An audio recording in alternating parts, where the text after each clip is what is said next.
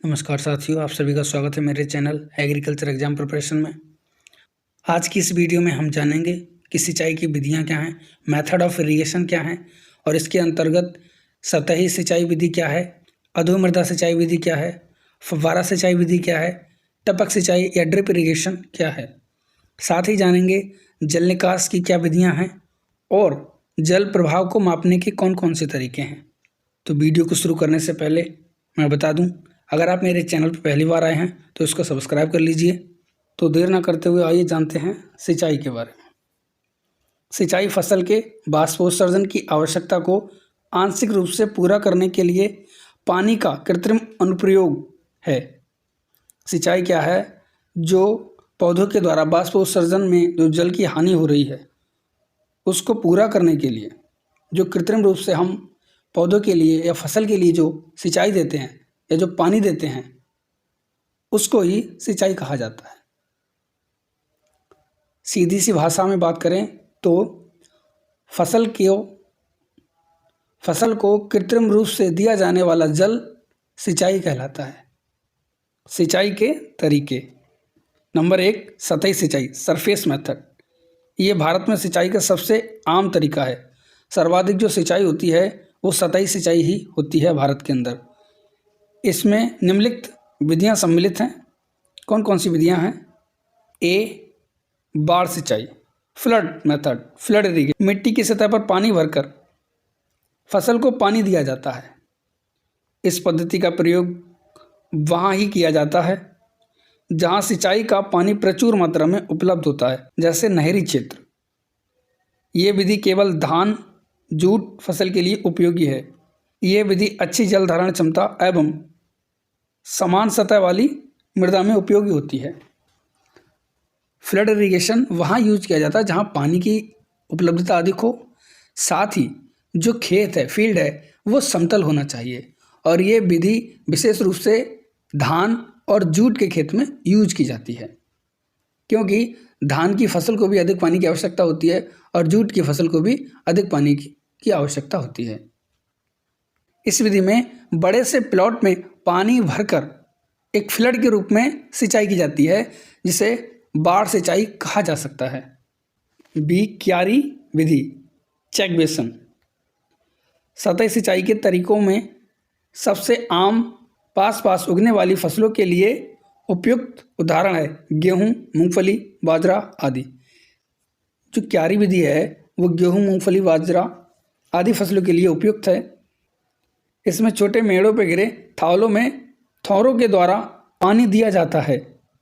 इस विधि से क्या हानि है वो देखते हैं। इस पद्धति की मुख्य कमी यह है कि इसमें भूमि का बड़ा भाग मेड़ बनाने में चला जाता है और इन मेड़ों व थालों को बनाने में बहुत अधिक श्रम की आवश्यकता होती है। इससे भूमि का बहुत सारा भाग जो है मेड़ और क्यारियां बनाने में खराब हो जाता है। सी, रिंग बेसिन। ड्रिप संयंत्र के बाद फलदार पेड़ों के लिए सबसे उपयुक्त विधि है। जहां ड्रिप संयंत्र लगाना संभव नहीं हो उन क्षेत्रों में फलदार वृक्षों के लिए तने के पास थाले बनाकर पानी दिया जाता है। इस प्रकार से बागवानी में या आम के वृक्षों में या जो फलदार वृक्ष होते हैं उसमें सिंचाई की विधियों का यूज किया जाता है। डी, सीमा पट्टी विधि, बॉर्डर स्ट्रिप मेथड। इस विधि में खेत को विभिन्न पंक्तियों, स्ट्रिप में विभाजित किया जाता है।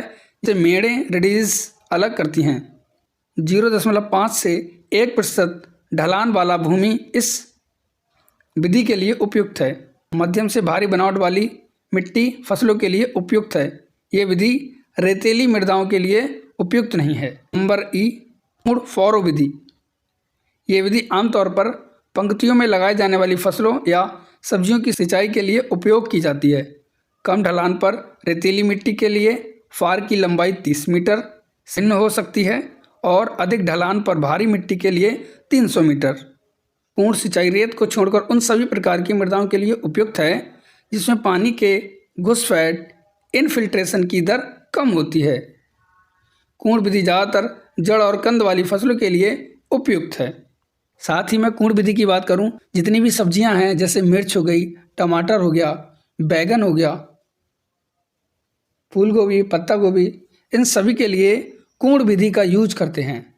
साथ में गन्ने को भी कूण विधि के द्वारा लगाया जाता है और उसमें सिंचाई की विधि भी उपयोग की जाती है। एफ, लहर या गलियारे। कॉरुगेशन। छोटी और उथली कूण को गलियारे के रूप में जाना जाता है जो गेहूं, मूंगफली आदि फसलों के लिए उपयुक्त है।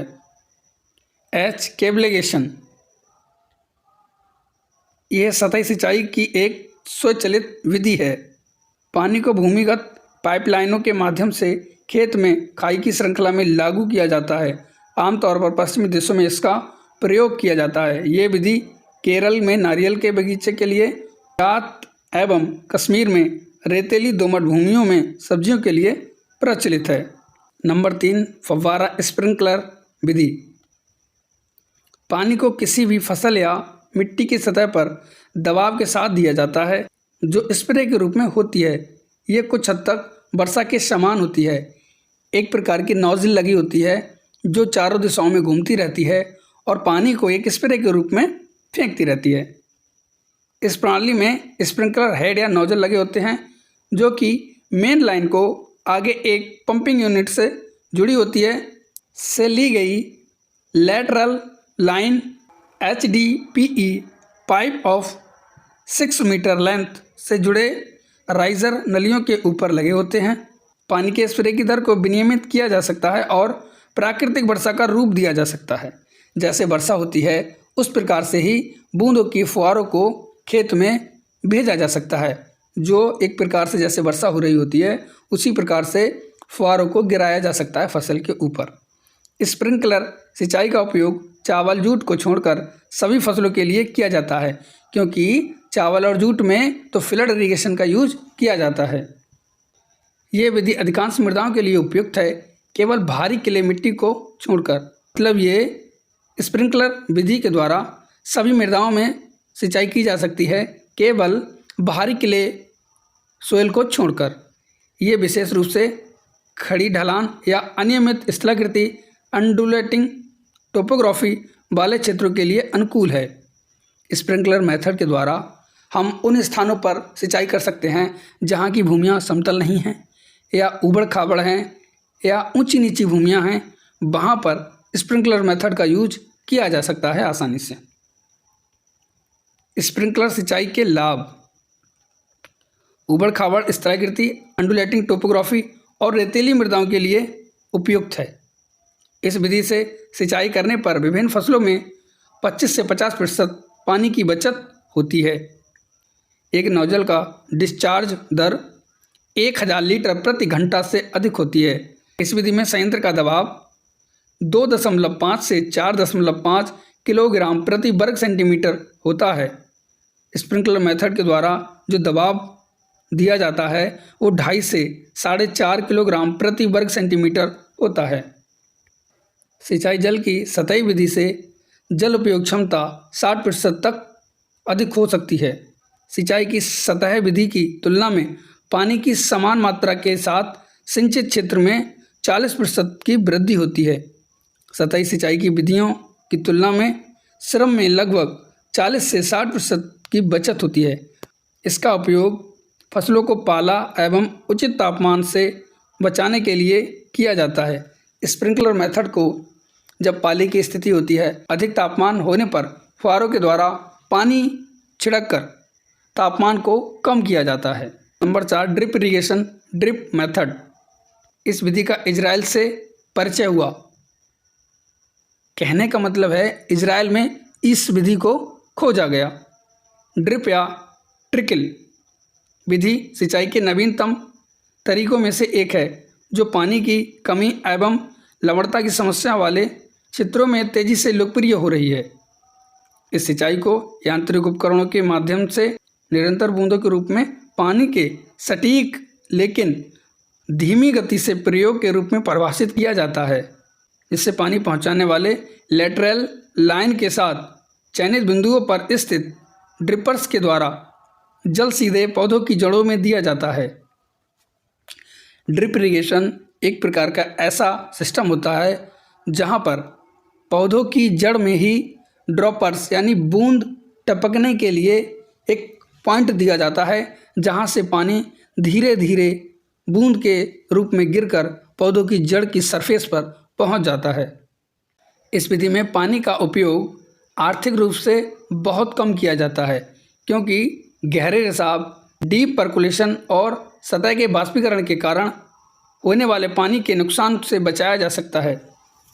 इस विधि में पानी बहुत कम इसलिए दिया जाता है क्योंकि पानी का पर्कुलेशन नहीं हो पाता, और अगर हम अधिक पानी देते हैं या पूरे खेत में जब पानी दिया जाता है तो जल जो है बाष्पन की क्रिया के द्वारा, बाष्पीकरण के द्वारा भूमि के सरफेस से उड़ जाता है, चला जाता है बाष्प के रूप में।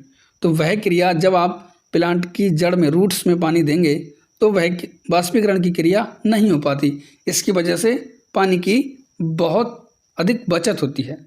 ड्रिप सिंचाई पानी की कमी वाले क्षेत्र में सबसे उपयुक्त है, जहाँ पानी की गुणवत्ता सीमांत, मार्जिनल हो, स्थलाकृति कैसी भी हो, मिट्टी की गहराई बहुत कम हो, श्रम कार्य महंगा हो और फसल का मूल्य अधिक हो।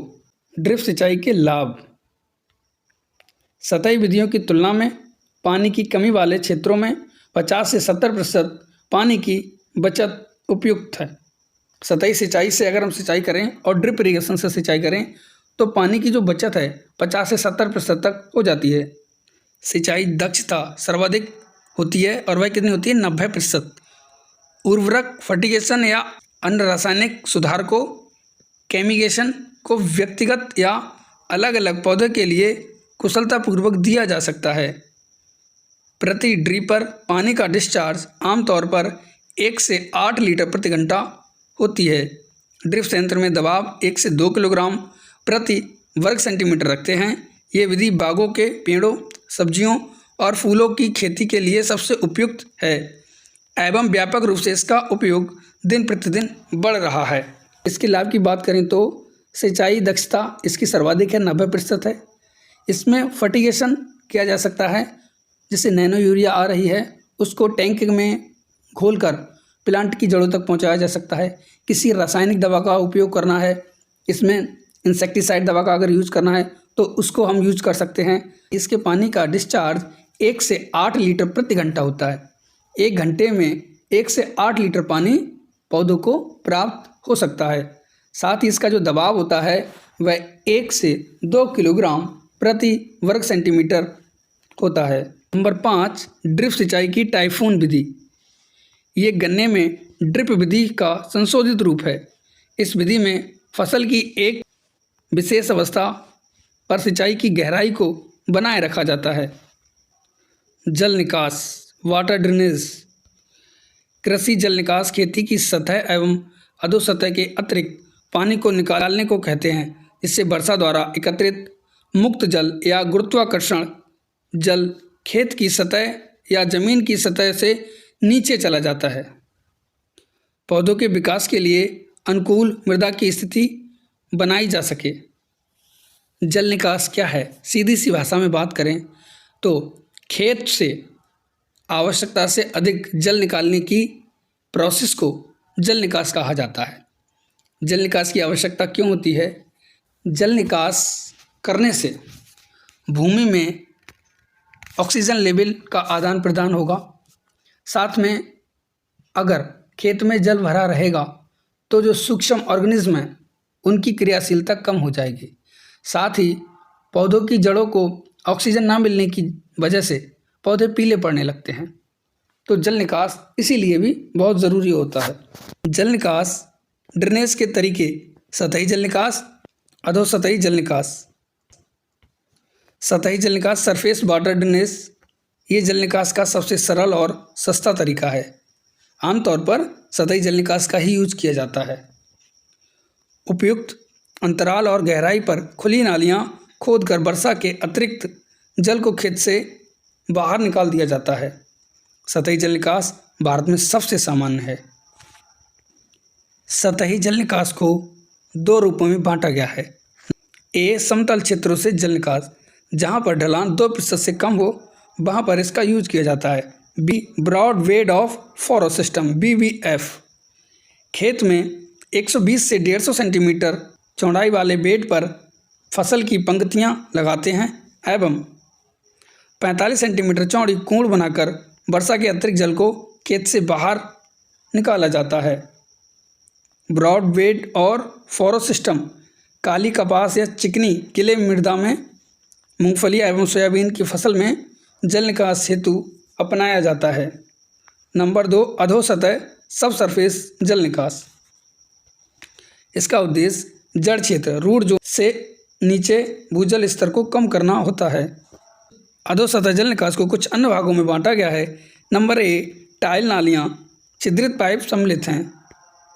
बी, मोल जल निकास, क्ले मिट्टी के लिए उपयुक्त है। सी, वर्टिकल ड्रेनेज, खाई या कुओं की खुदाई करके अतिरिक्त जल को निकालना वर्टिकल ड्रेनेज कहा जाता है। यह कॉफ़ी बागानों में प्रचलित है। वर्टिकल ड्रेनेज जो है वो कॉफ़ी के बगीचों में उपयोग किया जाता है। आइए जानते हैं जल प्रभाव के माप के तरीके। नंबर 1, ऑरिफिशियस, तुलनात्मक रूप से छोटी धाराओं में पानी मापने के लिए उपयुक्त है, जैसे सीमा पट्टी विधियों में प्रभाव या क्यारी विधियों में जल प्रभाव। नंबर 2, वेरियस, सिंचाई चैनल के प्रभाव को मापने के लिए या स्रोत के एक चैनल लेआउट के डिस्चार्ज के रूप में उपयोग किया जाता है। मूल सूत्र है Q = CLHM। 90 डिग्री बी नोच बेयर छोटे प्रभाव को मापने के लिए एक उत्कृष्ट उपकरण है। निम्न सूत्र द्वारा डिस्चार्ज की गणना की जाती है। Q = 0.0138 H25। सही में ये सूत्र है Q = 0.0138 H²√H। Number 3, Parshall flume वेल्चर फ्लूम विधि। बियर एवं जलमग्न ऑरिफाइसेंस का संयोजन है। अपेक्षाकृत उथले चैनलों में भी उपयोग किया जा सकता है, जैसे कि फ्लैट ग्रेट के साथ कूंड में सिंचाई करना। तो आज की इस वीडियो में हमने सिंचाई की विभिन्न विधियों के बारे में जाना, जल निकास की विधियों के बारे में जाना, साथ ही जल प्रभाव के मापन के तरीकों के बारे में जाना। आपको वीडियो कैसी लगी ज़रूर बताएं। धन्यवाद।